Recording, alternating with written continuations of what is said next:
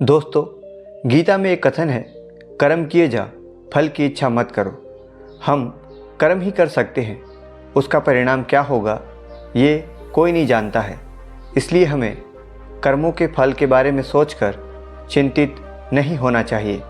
हम अक्सर हमारे द्वारा किए गए कर्मों को लेकर स्वयं ही परिणाम का आकलन करने लग जाते हैं और हमेशा दुखी बने रहते हैं। कुछ कर्म ऐसे होते हैं जिनके परिणाम को ईश्वरीय न्याय पर छोड़ देना ही उचित होता है। दोस्तों, आज की हमारी कहानी भी कुछ इसी प्रकार की है कि कैसे महात्मा बुद्ध एक जल्लाद की दुविधा को दूर करते हैं। दोस्तों, वीडियो में आगे बढ़ने से पहले वीडियो को लाइक और चैनल को सब्सक्राइब जरूर कर दीजिएगा।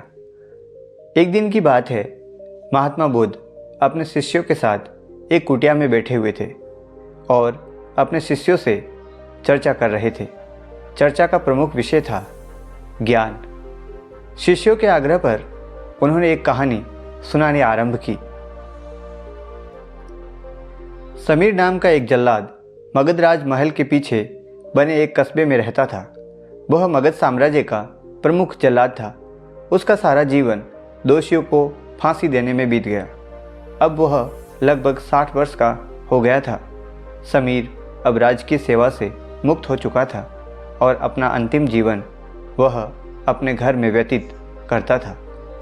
अपने जीवन काल में किए गए सभी घटनाओं को याद करता और पश्चाताप करता रहता। वो सोचता, मेरे हाथों कितने जीवों की हत्या हुई है। यही सोच सोच कर वो हमेशा अपने आप को कष्ट देता रहता। एक बार की बात है, वह यही सोच विचार करते हुए नहा धोकर तैयार हुआ। जैसे ही वह खाना खाने के लिए बैठा, दरवाजे पर एक आवाज़ आई। समीर बाहर निकलकर देखता है तो एक भिक्षुक उसके द्वार पर खड़ा है, जो जान पड़ता है काफ़ी दिनों की तपस्या के बाद उठा है और भूख से व्याकुल है।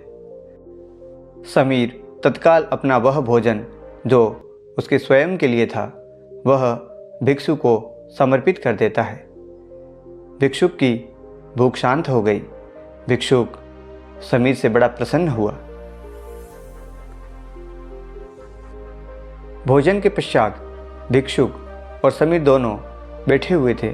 तभी समीर ने अपने जीवन में किए गए कार्यों को भिक्षुक के सामने प्रकट किया। समीर ने बताया, वह राजकीय सेवा के दौरान अनेकों कैदियों तथा अपराधियों को मृत्युदंड दिया है, जिसके कारण मुझे अपने पर अपराध बोध होता है और ग्लानि के भाव में सदैव ग्रस्त रहता हूँ। भिक्षुक बड़े ही शांत चित्त भाव से समीर की बातों को सुन रहे थे और रह रहकर मुस्कुरा रहे थे। समीर ने अपने जीवन की प्रत्येक घटनाओं को भिक्षुक के सामने रख दिया। समीर की सभी बातें समाप्त होने के बाद भिक्षुक ने उसे दोनों हाथों से उठाया और हृदय से लगा दिया और कहा, वत्स, तुमने यह सब क्या स्वयं से किया है या फिर किसी के आदेश के कारण? समीर बोल पड़ा, यह सब सिद्ध होने के बाद राजा के आदेश पर उसे मृत्युदंड दिया था। वत्स, फिर तुम दोषी कैसे हुए? तुमने तो केवल अपने स्वामी के आदेशों का पालन किया है। ऐसा कहते हुए भिक्षुक ने समीर को धम्म के उपदेश के बारे में बताया। उपदेश पूर्ण कर भिक्षुक वापस लौट गए। समीर जैसे ही भिक्षुक को विदा कर वापस आता है, उसकी मृत्यु हो जाती है। उसके उपरांत उसे मोक्ष की प्राप्ति होती है। कहानी अंत कर महात्मा बुद्ध एकदम शांत हो गए। महात्मा बुद्ध के शिष्य इस पूरी घटना को ध्यानपूर्वक सुन रहे थे। उन्होंने महात्मा बुद्ध से पूछा कि जिसने जीवन भर अनेकों हत्याएं की, वह मोक्ष कैसे प्राप्त कर सकता है? भगवान महात्मा बुद्ध मुस्कुराए और अपने शिष्यों को समझाया कि जिसने जीवन में पहली बार ज्ञान की प्राप्ति की हो, अंत समय जिसका निकट हो और ज्ञान के शब्द उसके कानों में पड़े हो, वह मोक्ष की प्राप्ति कर लेता है। महात्मा बुद्ध ने बताया, हजारों हजारों शब्दों के उपदेश व्यर्थ है जब तक व्यक्ति का मन शांत न हो। मन शांत होने पर एक शब्द से भी ज्ञान की प्राप्ति हो सकती है।